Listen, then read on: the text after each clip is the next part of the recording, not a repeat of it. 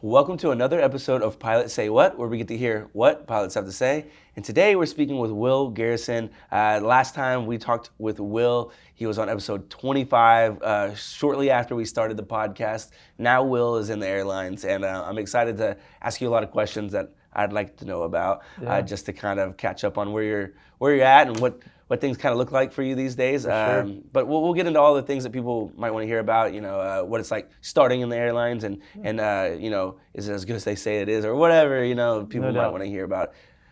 Without talking too much, would you mind introducing yourself one more time? Yeah, of course.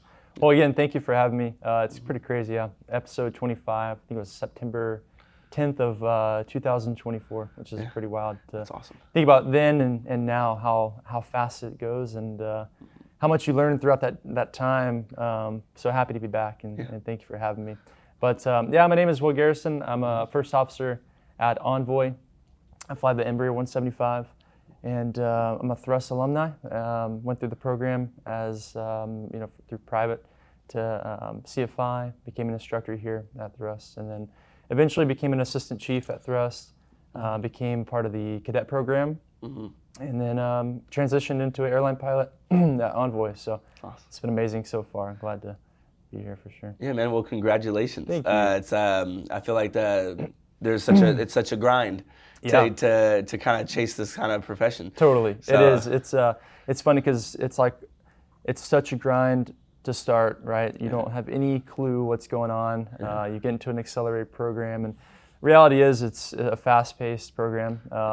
But really, if you make it kind of a full-time job, essentially, time flies, and by the blink of an eye, you're an instructor, and then you're getting your hours. And if you join a cadet program, it's not too long from then you're an airline pilot, right? So it's well worth it. The grind definitely is there and it's real. But once you get with the airlines, it chills out a little bit, which is nice. So. And I remember doing a tour and you were speaking to someone about the cadet program, and that's something I may ask you a little bit about, even though it's ever changing and people feel like it's elusive, it almost feels like. But before we move on, I'd like to address that we are at our new location. For the audience and for people listening or watching, we're at our new location out at the Spinks FBO, which is right outside of Fort Worth, not too far from Dallas. I drove about an hour to get here. So if you're in the area, just know that we have a new maintenance school and a new flight school near you. And also that's why it might look and sound a little bit different. I just wanted to acknowledge that. And Will's going to be celebrating the grand opening of the location with us today. Yeah, I'm excited. Fun day. It's always, Thrust Day for me was always not only a celebration of the students and ratings that they've achieved, but a way just to kind of kick back and take a step back and eat Chick-fil-A or whatever's catered and kind of bond with your students or your peers, that are fellow students, and just kind of take away from that grind for a minute, right? And have the games and different activities that are provided and such, and then get back to the grind. Kind of a refreshing, way to continue. So. Yeah, I don't even know if we were grounding the flights when you were here, but we started trying to ground the flights now. Oh, cool. Okay. So that everyone can come. Yeah, nice. Because we want it to be that. We want it to be like, hey, no, do stop, do slow down, do come. Yeah, for sure. So thank you for saying that, because we're trying to make sure that it's at least enjoyable. We have Rudy's Chicken today. Oh, I'm really sweet. excited for. I think it's like Rudy's Barbecue actually. Nice. So, but yeah. Okay, so you went through our program and you talked about the cadet program as well. It's kind of hard to understand that sometimes, but I think you can just look it up usually and see what the exact requirements are. Is there some way that someone should be looking at the cadet program? Can you explain what that might even be? Yeah, I'll kind of explain my experience. So before I started in aviation in general, I was living in Hawaii, working as a boat crew, taking sailboats, people out snorkeling, sunset sails, weddings, but I took a lot of pilots out that were on layovers. And so that's what really I found the interest of in aviation, was just simply asking these pilots, like, hey, how do you like your job? Right. Because it's kind of similar. I love traveling, and obviously they travel for a living. And so once my interest was sparked as far as, proceeding with aviation, kind of a career change, that's when I was looking into a lot of the schools, right? And so that was one of the big key factors for me, was finding a school that's not only accelerated, but it has a partnership within an airline that I can join a cadet program with. And so I did my research, and come to find out, one of the prerequisites was getting your private pilot's license. Yeah. And again, it may have changed. This is at the time of which, 2 years ago. Yeah. And so once I became a private pilot, I then applied. Yeah. And so you go through the interview process, and you become a student cadet. And the next process is becoming a CFI at a partner school. And so once you do that, you go through the interview process as if you had your 1,500 hours, and at that point you are you get a conditional job offer essentially, right? And you're a cadet with that company. That's awesome. And then you just what you're remaining is or needing is the hours, right? 1,500 hours or whatever. But it's awesome, man. It's cool. A great way to transition to the airlines, and you feel you have that goal at the the light is at the end of the tunnel, that you already have that kind of checkbox checked off essentially, right? So absolutely. Definitely well worth it. It's a great thing that Thrust is partnered with a bunch of the airlines and such. It's a massive benefit.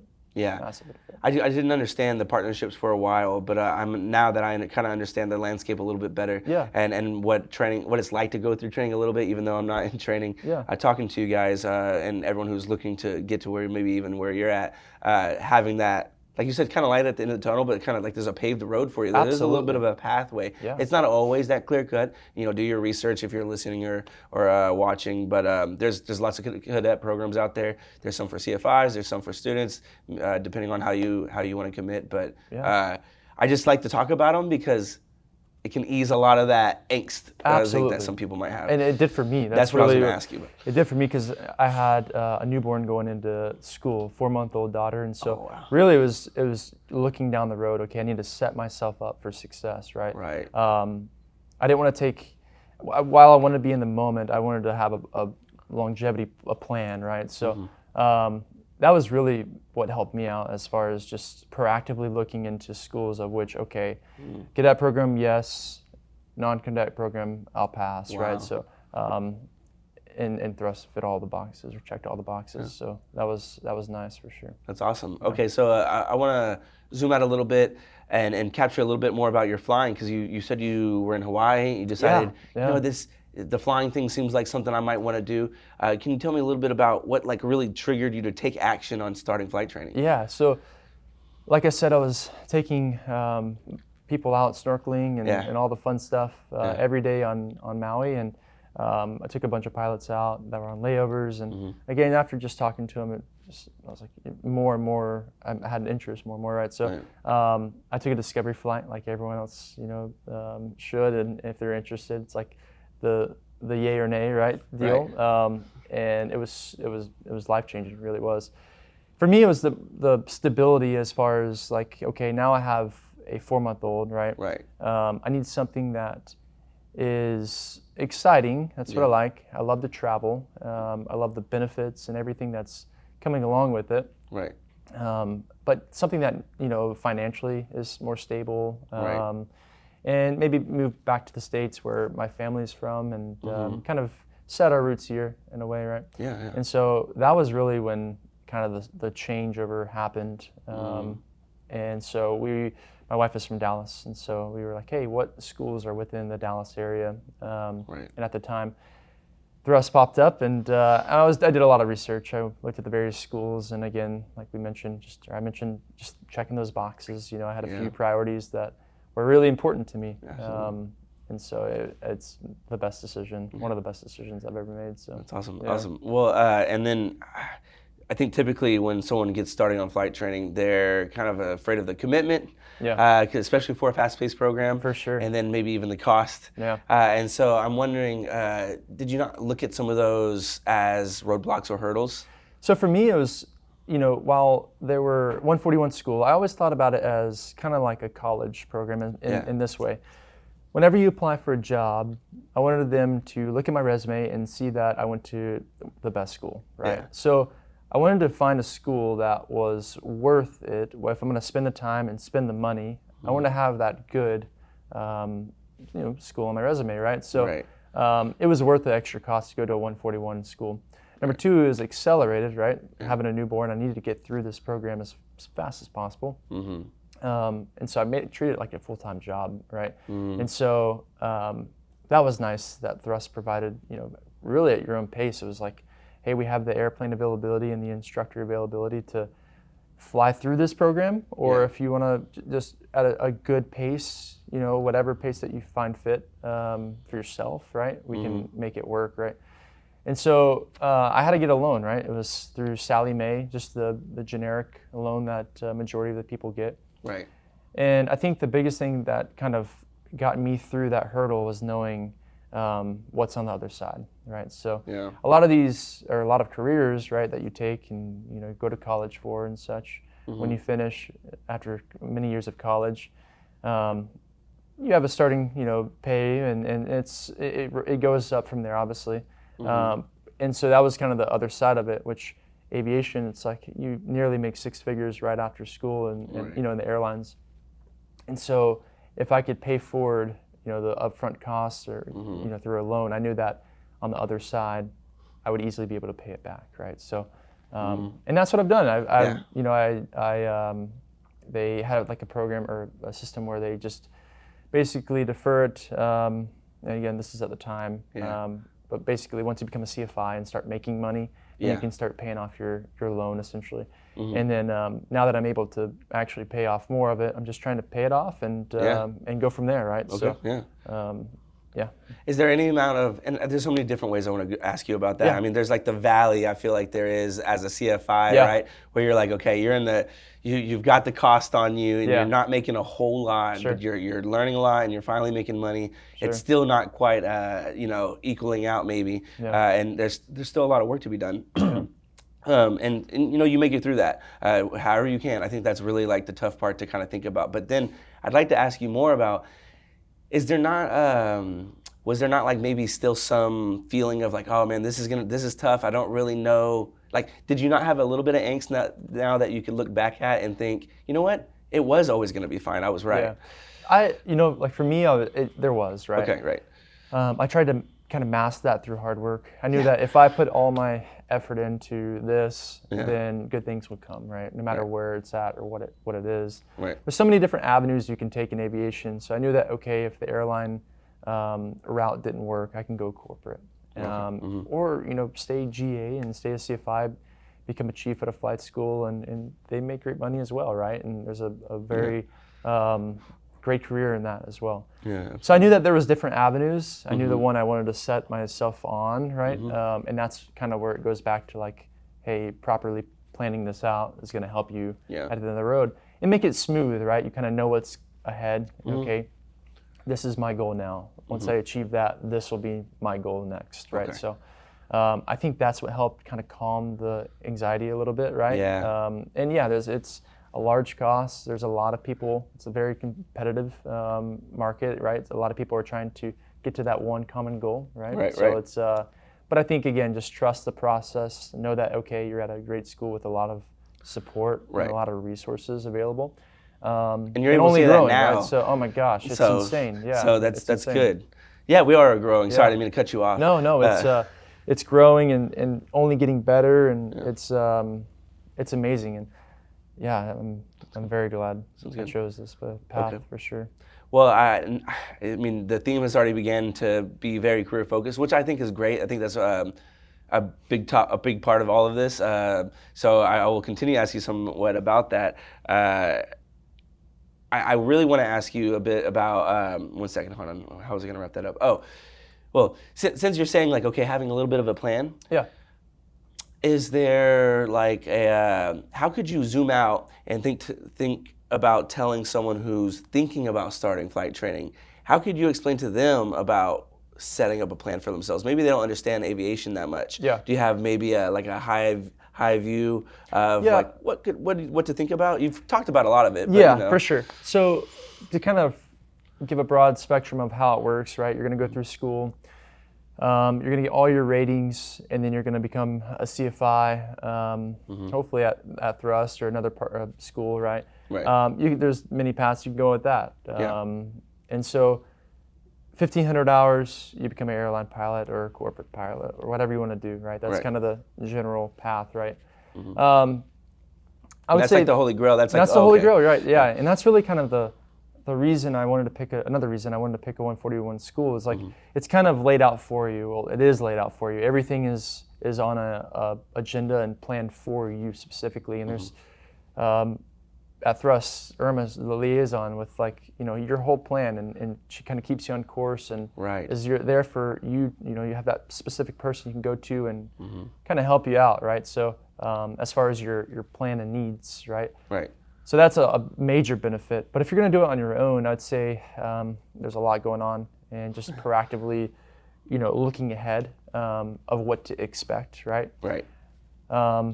Would be my best recommendation. There's a lot of stuff to complete, but again, it's definitely doable, right? Oh yeah, that makes sense. And I like the way you put that. And previous to you just saying that, just for anyone who's, if you're watching a clip or something, just know that you just also explained there's a lot of difficult parts, but you already talked about how to address those too. I mean, I really like the conversation about the cadet program and just thinking ahead and taking your time and things like that. Yeah, and every road is going to be have its challenging parts, right? So I always thought about like, okay, I'm going to compare this to let's become a doctor, right? You go through school, and then you become you go through residency, right? It's kind of like the CFI life, where you're not making a bunch of money, but you're just getting through it, and then here's the holy grail, right? You become a doctor. Same thing with the pilots. Like, you go through school, become a CFI.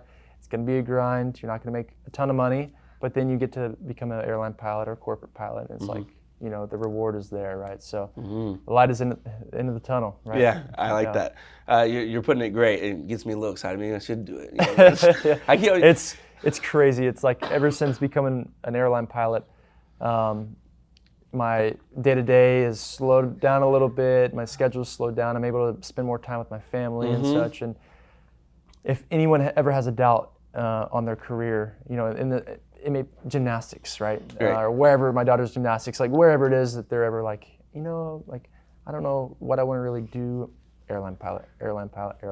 It's oh my gosh, the work-life balance is amazing. And that's really what I want to get into, because I know people want to know. Yeah. I think some people have never thought about this kind of thing. A lot of people are like, man, I've heard about that. Yeah. And some people are like, is that really true? And so for sure. I kind of do want to ask a little bit about that. You just mentioned you became an airline pilot, and your days slow down a little bit. You just talked a little bit ago about the grind and about the hard work, and that becomes a habit. Absolutely. And it's like, how do you slow down? And can you tell me a little bit about what that's like when you become an airline pilot? For sure. So there's like kind of two ways you can do it. You can slow down or continue, right? And so you can slow down like I do with having a family and now a 3-year-old, or you can continue and pick up overtime, right? So there's a lot of, and obviously within the regulations and hour requirements, such that. But man, it's so cool. A pilot once told me, he's like, there's lazy pilots and there's pilots that always want OT, right? So it's like you kind of can trade off both, right? So I'll kind of go month to month. It's 1 month I'll pick up some OT to maybe go on vacation or save up for something else, right? And then the next month I'm relaxing. So. It's been amazing. It's been amazing for sure. Can you tell me then a bit about like what it's like month to month? Because there's the scheduling, then there's pay too, right? And then there's like, okay, how do you pick up OT? Like, what is that like? And how do you use that as a strategy in life? For sure. So when you first become an airline pilot with any company, right? You're going to become a reserve pilot pretty much, and so it's all about seniority. So you're the most junior man on the list, right? So. What a reserve pilot is basically a list of pilots that they're going to call if there's ever a misconnect or weather delay or anything that's related to a flight that's scheduled with a pilot on it, and that pilot can't make it, right? So if the pilot can't make it, they're going to call someone from the reserve list to fulfill that spot, right? So it's you have duty days, you have set periods of times that like you are on duty, right? With the company I work for, there's both standby, where you're at the airport and literally standing by for whatever flight that they could call you and assign you to, or they have a 2-hour call out where if you live within 2 hours of your base airport, you can essentially just stay at home, right? Have your bags packed, and always be available within 2 hours reach of the airport, and just wait for that call, right? And some days they call you, some days they don't. Right, so it's really cool. Again, it's something different for sure. I feel like I always need to be doing something. Right. But on those days that they don't call you, it's like kind of like essentially a day off, right? You're not, you're hanging out the house and ready to go, but they may not need you for that day. Right. So that's what a reserve pilot is. And then once you gain enough seniority, you can actually hold what's called a line. So that's an actual schedule saying, hey, you're going to XYZ on Monday, XYZ Tuesday, and you're getting back Wednesday, right? So you can plan, and there's pros and cons, right? The pro to that is you can plan better. Right. Knowing, okay, I'm going to be off from this time to this time, right? The reserve is kind of, hey, I'm on duty. I may get called in. I may not, right? So. And is there a pay thing when it comes to the reserve? Do you still get paid for that reserve time? Yeah. So they have a block, just a set amount of guaranteed hours that you get paid. Okay. No matter what. Okay. Right. So you may not hit that certain amount of hours, but they're going to pay you it no matter what. Right. Because you need that to be able to depend on. Right. Right. Yeah, for sure. So for sure. That's awesome. I never understood. It's cool. It's a cool way. It's again, it's like I feel like I'm in the honeymoon phase still, right? Yeah. I smile every day I'm at work. I'm very grateful for the opportunity to be there for sure. Okay. And then you're talking a little bit about the scheduling, the work-life balance. What's it like on a maybe day by day level? Like, what's it kind of like when you're saying I'm flying today? Kind of, what does it look like when you wake up? Yeah. So let's say tomorrow or the next day I start my duty day at 4 a.m. Right. So essentially I'm waiting on a phone call from 4 a.m. And again, I could have breakfast with my family, just have my phone on ringer and my bag's packed and my uniform, ironed, steamed, ready to go, right? But they may not need me and they may not call me, right?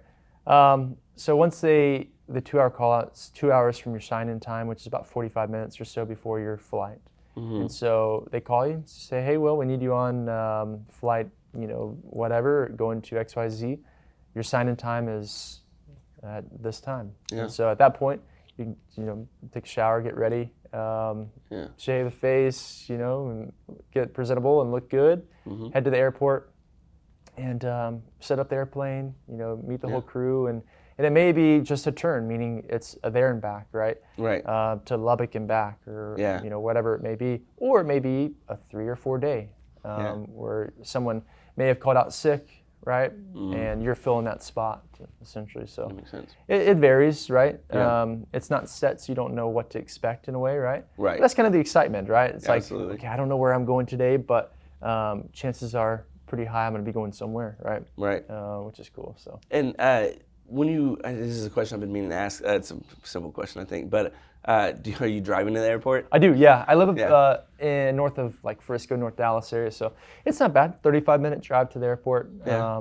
It's super simple, which is nice. Yeah. It's employee parking lots, free. And that's what I was wondering about. Do you park there? You get a little shuttle? Yeah, you park there. You get on the bus. Takes maybe, I give myself 15 minutes to go from the parking lot to the area, the gate area, right? And the employees get like a TSA pre-check. That's what I was wondering too. Yeah.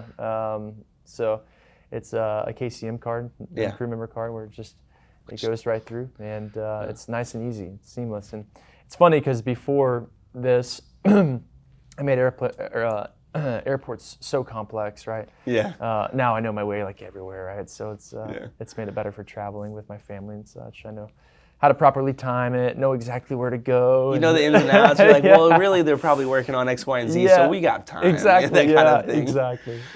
That's cool, and you can understand the weather too. The weather thing. Oh, for sure. You guys are practically meteorologists. I feel like. Definitely. It's there's maybe so I many shouldn't resources. have been a meteorologist. I don't know. No, it's a great thing. It's we're always, especially the month of May, right? There's a lot of storms, a lot of pop-up storms. So right. You're always, you have so many resources available in the airplane that help you out, and proper planning. There's so many things that go into one flight, and which is great. It makes it seamless for sure. Yeah. Okay. Well, that's just interesting to hear about. I feel like it's not a side of life or a career that people get a lot of insight into. And that being said, I guess this is maybe, I don't know how many people would wonder this. I do. Yeah. When it comes to being on social media and things like that, maybe, and I just mean in your personal life, I mean, there's always the idea of being respectable and like presentable even in your personal life. But I'm just curious, like, you guys have to be shaven. Yeah. Like, what are some of the expectations for how you appear in general when you're in the airlines? It's you got to be very presentable for sure. They, haircuts, clean shave, all the right stuff. I mean, you're sitting next to someone for multiple hours at a time, right? So being presentable, just representing the company that you work for in the best way possible is always how I look at it. Want to be early, just things of that nature, just always ahead. And it starts in the morning. Being early will help you throughout the flight, because if you're rushed in traffic and you're rushed getting on the plane, it's not a good recipe for a good flight, if that makes sense. It is, Makes sense. And so you always want to, try to do your best, take the career as seriously as possible, as far as, getting there and starting when the time you get that call to go and, report in and go fly an airplane. It starts then. And I always say, just stay organized, to all the students and that are looking for advice. And with both your daily and your work or your school life, it's just have everything aligned, have a schedule, know exactly, what needs to happen before, and things will follow naturally at that point, right? And mentally, and it'll help you out as well, right? Being prepared will make you in a better mood, and all these different things will follow, about right? It now, so too. yeah, for sure. It's a horrible feeling being rushed, right? So, it's fun, Yeah. I'm zooming out a little bit again, because I'm thinking about, you go through this entire experience not really knowing what it's like until you get there. Oh, for sure. And so I'm wondering, what are some of the things that are like, now that I'm here, something that maybe was better than you thought it was, or different than you thought it was, or surprised you? Yeah. Like, what really sunk in as soon as you kind of got started flying in the airlines? Yeah, there's a lot of behind the scenes stuff as far as like, pushing back, right? There's a whole ground crew, a whole ramp crew that is coordinating and different things that you hear. I think you had Joe Johnson on a few podcasts ago, and he said FOD check complete, park and brake, all this stuff that you have to hear. And I think it's just a funny example of, like, I never even thought of that before getting into the airlines, right? But there's even as a pilot in general aviation. In general aviation, right? It's just there's so much. There's so many different, crews and different resources that are coming together to make a perfect on-time early departure. So that was a big kind of eye-opener. That it wasn't just the pilots that are conducting all this stuff. It's the gate agents down to the flight attendants, pilots, to the ramp crew, to ground tower. There's so many different connections that are all kind of connecting the dots to one common goal, right? Right, that makes sense. Yeah. But other than that, I think Thrust, the way they structure everything is very similar to the airlines as far as the appearance, right? They're kind of cultivating this early on, so when you get to the airlines, it's really nothing new, right? Fast-paced stuff and new up-to-date equipment and the resources available and all that stuff really was a good transition into a professional career in aviation, right? So, absolutely. That's I feel like you can prepare for something and still be kind of a little surprised about what it's like once you get there, because you never really know. So now that you have kind of settled into it a little bit, do you kind of have an expectation of what it's like to maybe, there's the money thing again, that's why I want to ask this. Is it going to be hard to pay off that loan? No, I don't think so. I pick up overtime every once in a while. And so just doing that alone, if you have 3 or 4 days off at a time, you can wake up and go do a turn and be back. If you leave at the house at 6 a.m., you'll be back at 1 or 2. And I use that money just to go straight towards the loan, right? So, doing that, I think prioritizing that is going to help pay off the loan. Okay. Maybe if you didn't prioritize it as much, it would be a little bit on the difficult side as far as just paying the minimum payment, right? Right. But if you find that as a priority, then it shouldn't be a problem. You're making plenty of money to do it. So okay, good. I just had to ask it outright. Yeah, no, absolutely. Okay, so for students, you were a CFI for a little while here at Thrust. I say a little while. I'm not sure how long, but I would ask you, do you have any advice for current students at any school, probably more relatably a Part 141 school? Yeah. I do. Communication, I think, is massive within the school, house, and airlines, right? Right. You're going to find yourself as an instructor, and you're going to feel like you know a lot, right? As an instructor, and then you're going to go to the airlines, and it's a whole new, it feels like a whole new world, what you're learning, right? Right. And so asking questions, right? Don't be scared to ask questions. If you're unsure, ask. Unsure, ask, right? Right. And that goes with, in everyday cockpit stuff, if you see something, say something, right? It's like the big thing. Hey, if you see something, say something. We're in this together, right? Absolutely. And so I think it's kind of hard because you may be new at the school, you may be new at the job or whatever it is. But just respectfully say, hey, just ask that question, right? Yeah. If you're unsure, or if you think someone else is doing something that isn't appropriate or whatever it may be, right? I think communication's huge, right? Yeah. And you're going to learn with that, right? So maybe, oh my gosh, going throughout school, that's one big thing that I love about thrust is there's always someone on property that knew the answer, right? Yeah, absolutely. So I just go ask, right? And doing that time and time after again, it's like it's a lot easier for me and you to ask face to face than try to look it up and stuff like that, and then you become the person to start answering the questions and combat it with a textual official way from where it came from, right? Obviously, so I think that's one of my biggest things. Because that has a soft skill, even just like in general, the ability to get information where you need it to go and retrieve it. Exactly. So, okay. Another thing too, just I would say if you're going to commit, and again, like we mentioned, it's a lot of money, right? Put your best foot forward, right? It's going to be a full-time job. Treat it like a full-time job. Put all your eggs in one basket. Really embrace yourself as far as the environment that is provided here. It's like I would have days off from thrust where I didn't have any reservations. I would still come here just to, again, if I can learn something new every day, then at the end of the tunnel, right, that light's gonna shine bright. Everything should align in the way I want it to. And if it doesn't, hey, it's like, hey, it may have a difficult time here and there, right? But we're gonna get there for sure. Some way or another, we're gonna get there. And there's so many different, different things that I could speak on, but those are probably the two biggest things that I would definitely tell someone that's starting school is, just, hey, communication and go all in.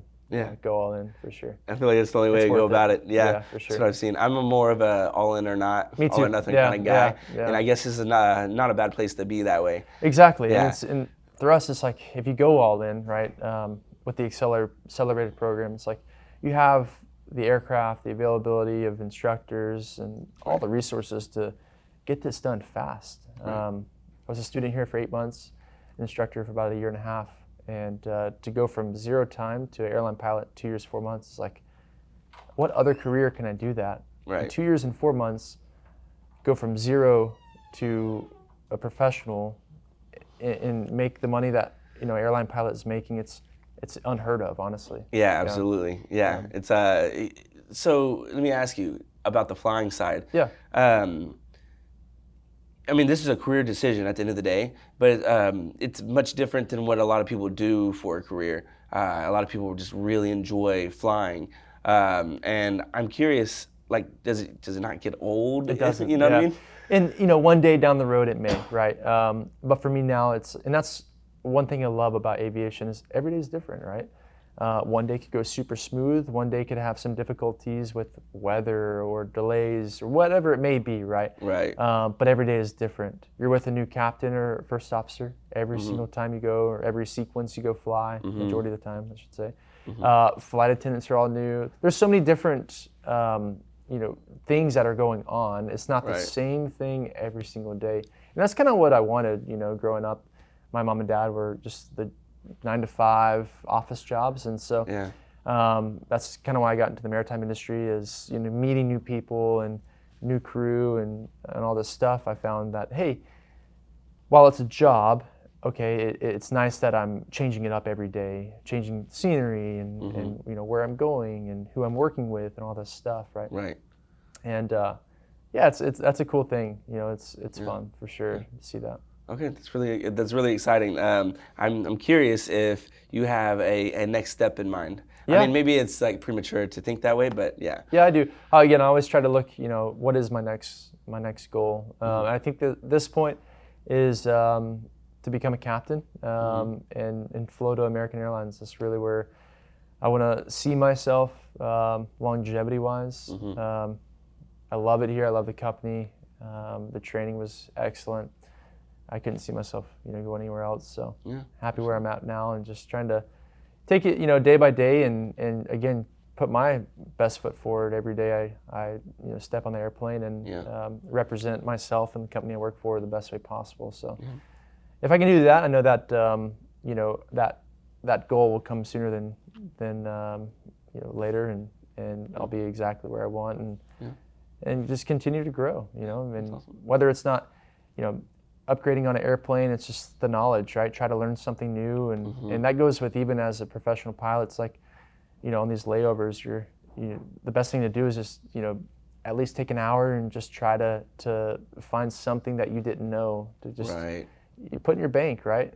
And maybe one day you'll need to, you'll be glad that you knew that, right? So absolutely, never stop learning. That's one thing that aviation's big on, is never stop learning. You're always going to have check rides. You're always going to have line checks. It's always, you have that small nerve, right? That it never goes away. But it's always going to keep you fresh, right? It's always going to kind of keep that that feeling of, okay, cool. Like, I feel good at this. I'm still able to do this to the best of my ability. So. Right. I want to bring it back to some of the students or people who are about to be students, people who are students. Yeah. Was there anything that was kind of difficult for you as a student pilot? And I ask that because you're in the airlines now, so it'd be kind of validating to hear if someone relates to any of these things. Yeah, for sure. I remember, a day that in private, it was funny because for some reason landings were so hard to me at first, and I remember going back to my wife and like venting. I was like, I hope I can get this. You know what I mean? Yeah. And so there's difficult times for sure. You just got to push through them.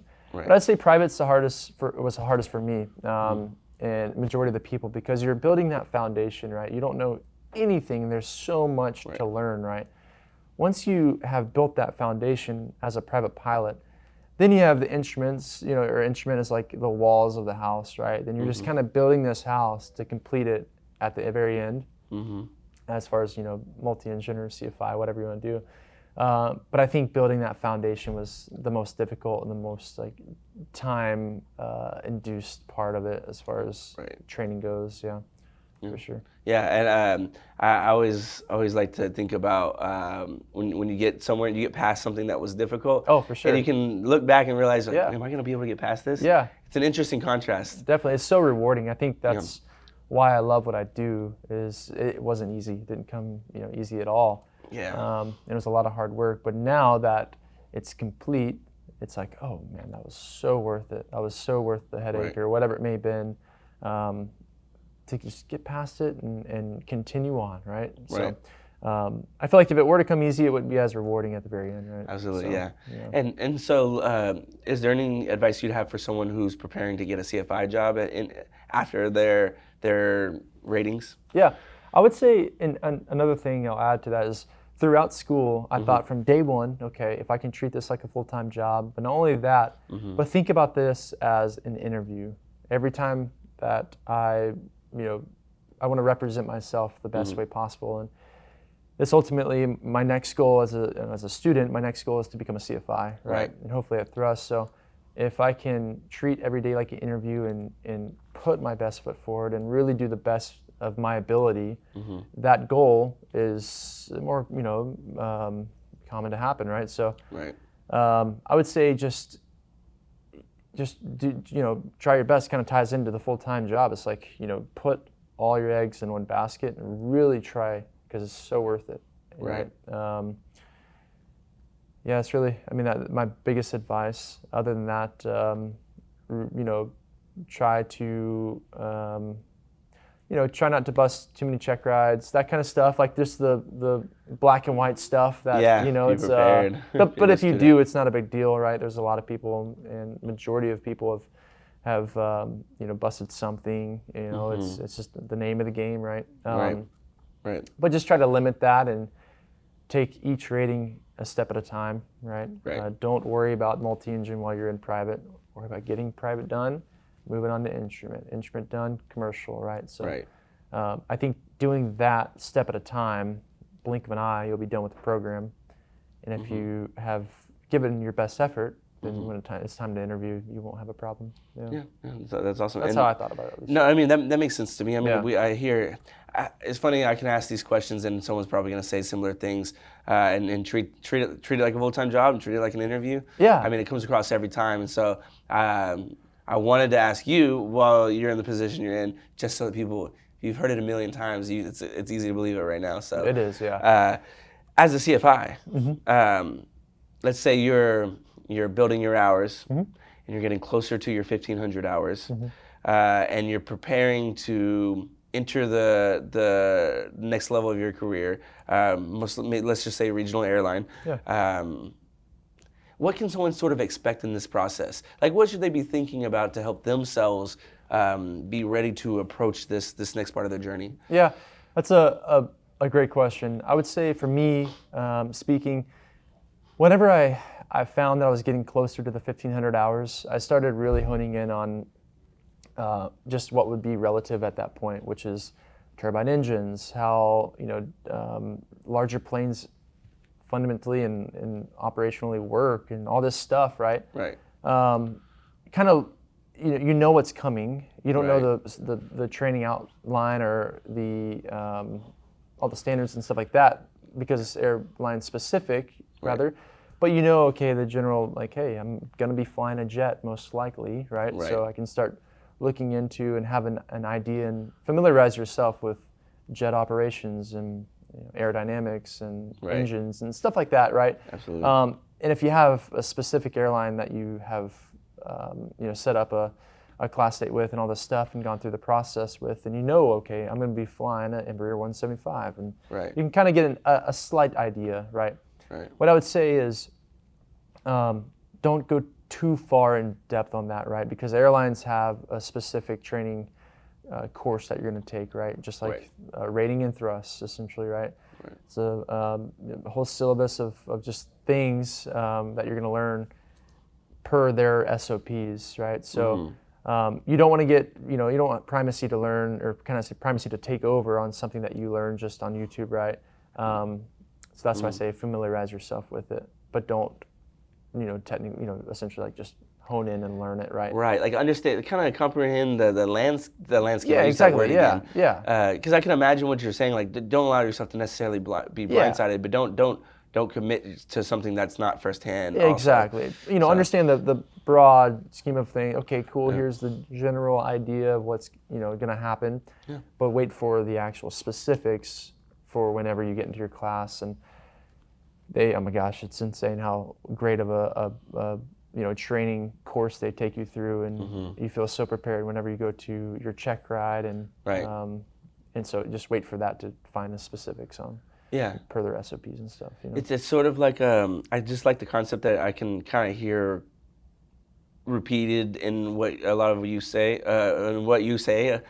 because you sort of talk about preparation in a way that's like kind of overshooting so that you can land wherever you need to. For sure. It's kind of like creating space for something so that you can operate however you need to. Definitely. And I feel like a lot of times, especially when I was younger, I would think that preparation meant know exactly what you need to do and plan it out to the T. Yeah, no. Right?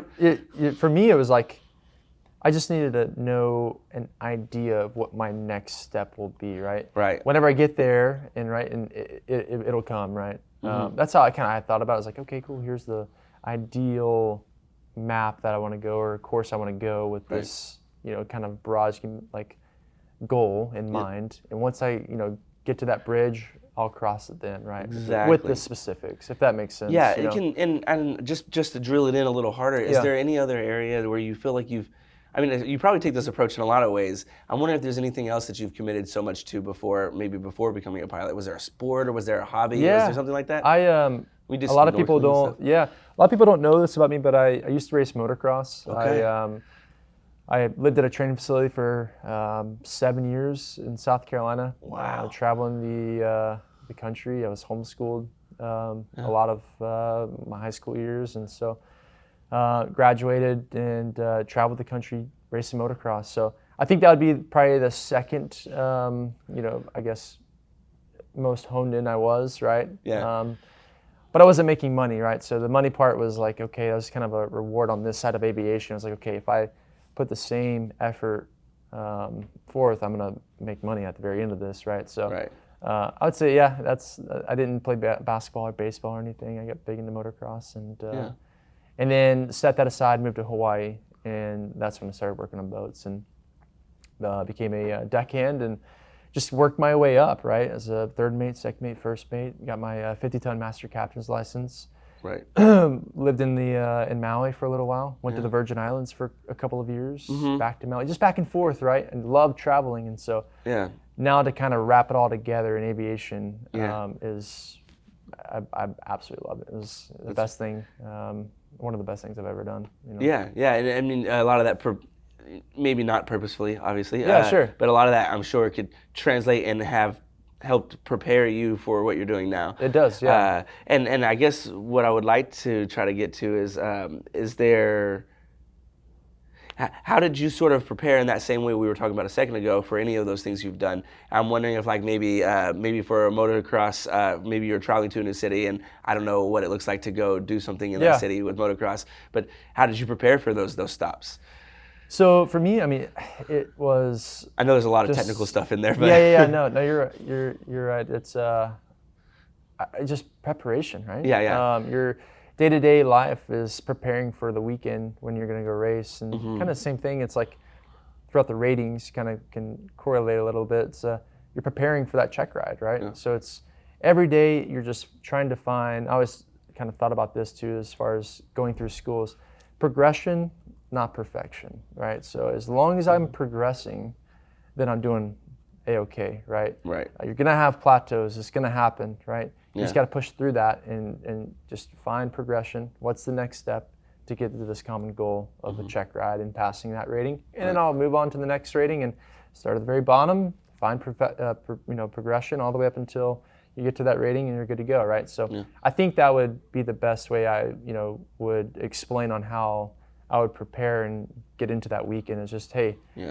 if we can just baby steps to the common goal of the weekend or the rating or whatever it is. Yeah, exactly. If that makes sense. You know what I mean? Does. That's kind of how my brain was thinking about it, right? So rather than, all hitting you at once, it's like, if I can make baby steps one step at a time to get there, it's less stressful, you're prepared, you feel better about it. Most times the outcome is going to be a lot better, right? So. Right. Is there, and we're getting towards the end here, so maybe this is, we're wrapping up, maybe I'll have a follow-up question, but is there a way that you could think to remind yourself when you're looking, because it's easy to sit there and say, look at this big thing in front of me, but one step at a time is really the only way to go about it. Could you talk about maybe an experience where you did look, like you had to remind yourself, oh man, look at this big thing, you know what, one step at a time, and kind of, how did you maneuver that? And that kind of goes back with like thrust day, right? Is the ultimate thing, and while the money's good and stuff like this, right?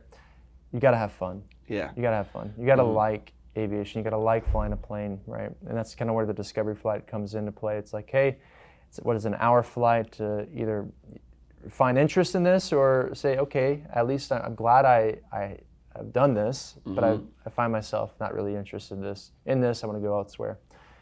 So you gotta have fun, right? Yeah. And I used to do discovery flights at thrust flight all the time, and all the time. 98% of the time, it was people are hooked to it, like I was, and many others. But you gotta have fun, right? So thrust day is one of those times where I would kind of sit back and realize, what I'm doing. Oh my gosh, I'm a student. I'm flying planes, or I'm an instructor teaching people how to fly planes and all this stuff. So. And going to different events, right? Speaking on Joe Johnson, I became a volunteer with the Ashton Johnson Memorial Cloud Dancer Scholarship. Right. And so finding different ways that I can really, get into the community and really just put, kind of embrace the fact of like, hey, this is what I'm doing now in aviation, and really want to, help out and all this stuff, right? You're just trying to put yourself in the right groups and meeting people, and there's so many different connections and all this stuff that you're doing. Right. Kind of takes you back to the point of why you're doing it. You know what I mean? Absolutely. And then the benefits of like the work-life balance and all that stuff at the very end as an airline pilot come with the benefit of it, but you got to have fun doing it. Yeah, you got to absolutely. love it. Yeah, you got to love it for sure. Yeah, no, I like the conversation we had. I appreciate you for sitting down with us. I'm really hoping that if someone's still listening, that means that they're probably interested in what we just talked about. And if so, of course, like, comment, subscribe. That's a great way to keep up with what's going on here. But even furthermore, if you've not taken that first step and you're curious about flight training, it doesn't have to be with Russ. Just Google flight school near me. Find someone willing to take you up in a plane. Typically, you can just ask for a discovery flight from a flight school near you, and you'll get to kind of see what it's like to feel the plane in the sky. And I think that can do a lot of the work for you. After that, you might just be ready to go. And if Thrust is near you, come check us out. Come say hi. We'll be around. We have quite a few locations opening up at this point, and so. Thank you again, Will. Yeah, man. Thank you for having me. I'm very humbled, very blessed to be here with you guys, and you guys are like my school family. So anytime you want me here, I'm happy to be here. So thank you. Awesome. Yeah, All right. Appreciate it. Well, we're gonna go enjoy Thrust Day. Come join us on the next Thrust Day. We have one once a month, and you're welcome to come take a tour. And thank you for tuning in to this episode of Pilots Say What, where we get to hear what pilots have to say. My name is Zach, and I'll see you all next week.